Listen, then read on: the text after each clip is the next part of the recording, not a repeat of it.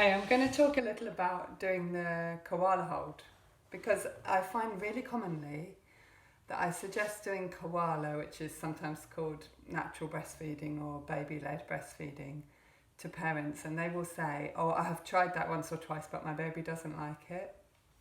So I wanted to explain it's a baby-led position, and that does mean that your baby has to learn to do it. So in learning something new, there's some failing that goes on, and that's really normal and natural.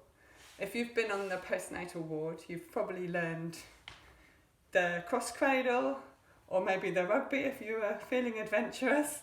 But the really useful hold that works for loads of people once they get the hang of it is, sometimes it's called koala or laid back breastfeeding, and it basically means your baby either straddles your leg, or if they're still really newborn, they're a bit more bunched up, they basically have their feet stable on your thigh, and you lean back, let me rearrange, and just gently supporting your baby across the back of the shoulders, the base of the neck, you allow them to be nose to nipple, wherever that is for you. You might slide their bum down further, you might bring them in closer, you might lay back a bit more.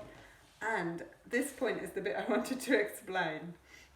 If you bring your baby something like nose to nipple and their weight is on you and their feet are stable, then they can try and do it themselves, but there is always going to be a load of faffing around, and that's normal and natural, and they are learning. So they basically bob about and do little press ups, and their hands get in the way, and they suck on their own fist, and then they slide away and start sucking your bicep, and you gently guide them back, but you don't push them, you just let them try. And then they suck on a piece of your breast that isn't even your nipple, and then they bob around, and in the end they find their way. And it's just so important that don't pursue with it if they're getting really agitated. Just go back to a favourite position and try again later. But it's okay for them to bob around and try and fail and miss, because all the time that they're doing that, there's little connections in their brain, learning something new and understanding. What does mummy feel like? What does mummy smell like? Oh yeah, left a bit, right a bit, and they're learning really to do it.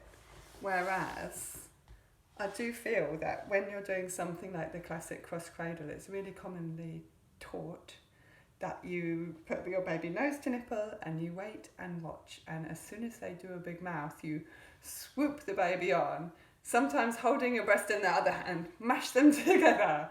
It's really commonly said, and I'm not really sure the baby learns anything from that. They basically just get shoved on and they don't really know what's happened.